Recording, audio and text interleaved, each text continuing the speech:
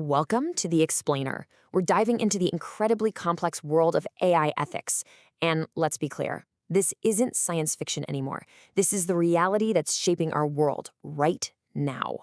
Think about it. An AI could be deciding whether you get that job you applied for, or that loan for your first house, or even what kind of medical treatment you get. This is already happening. So the big question, the one we really need to answer is, when it goes wrong, who's responsible? So to really get a handle on the ethical challenge here, you've got to understand why AI is just different from the software we're all used to. Traditional software is like a simple recipe. It just follows the rules step by step. Totally predictable. But AI? That's more like a creative chef. It learns from experience, it adapts, it can even come up with its own ideas. And that's where things start to get really complicated. Okay, so when AI makes the call, what does that even mean? What makes it intelligent enough to create these brand new problems for us? Let's get into it. It really boils down to these four things. First, AI can learn, right? It gets better with more data and experience. It's got autonomy, meaning it can act on its own without a human telling it what to do every second. It can reason, it can connect the dots and draw new conclusions, and it can predict what's going to happen next. Now you put all that together, and yeah, it's incredibly powerful. But that's also where the big question of fairness starts to creep in. So let's put this to the test. Can an algorithm actually be biased? Let's look at a real-world example that shows just how easily bias can sneak into these systems, sometimes with really serious results. Okay, so get this. A big company decides it's going to use AI to make hiring easier. Smart, right? They feed it all their hiring data from the last 10 years.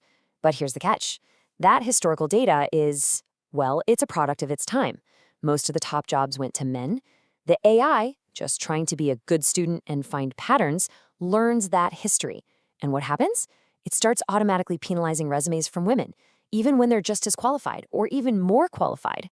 And this is where it gets really wild. The developers realized their mistake, so they went in and removed all the explicit gender data. They thought, problem solved, but it wasn't. The bias was still there.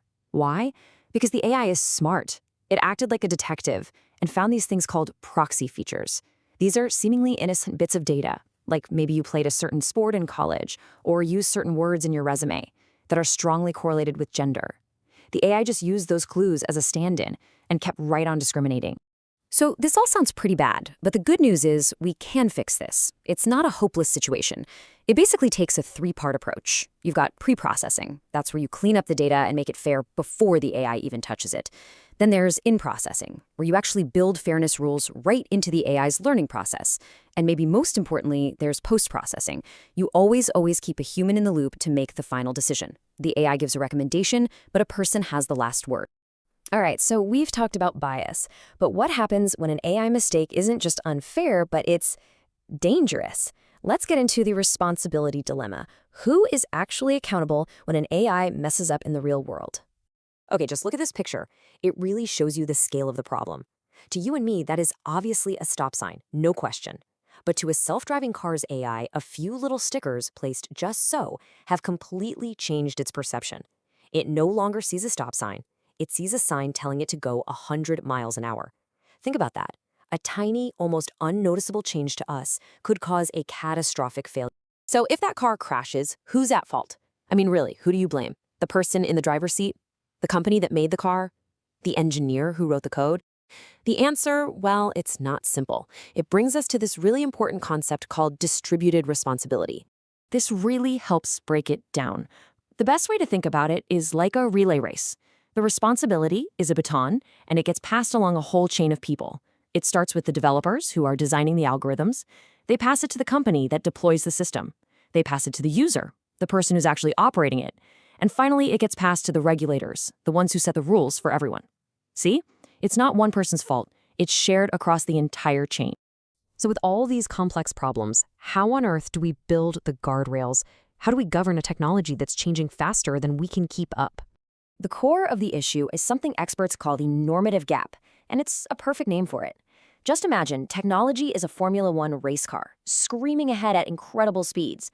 And our laws, our regulations, our ethical rules, they are like a horse and buggy, slowly trying to catch up. That massive gap between the car and the buggy, that's where all the danger is. So how do we close that gap? Well, society is basically building a three-layered approach to do it. First up, you have ethical codes. Think of these as the guiding principles, what we all agree we should do. Then you have the laws and regulations. These are the hard and fast, enforceable rules about what we must do. And finally, you have technical standards. These are the nuts and bolts benchmarks that let us prove with data that a system is actually safe and fair. Okay, so we've gone through a lot of technical stuff, a lot of legal stuff, but it all comes back to one central point. It always comes back to us, the humans in the loop. There's a quote from the material we've been looking at that just nails it perfectly. It says, responsibility doesn't evaporate, it just changes shape and is distributed among different actors. And that's the whole thing right there. You can't just throw your hands up and say the machine did it. That's not how it works. Ultimately, an AI system is just a tool, a really, really powerful tool, but a tool nonetheless. And like any tool, it reflects the values, the choices, and yeah, even the biases of the people who design it, deploy it, and use it. The accountability always, always rests with us. So really, that's what this all boils down to. We have to shift our thinking. The question we should be asking isn't who do we blame when things go wrong? The real question, the one that's going to define the next decade, is how do we work together to build systems we can actually trust? And figuring that out, well, that's the challenge ahead for all of us.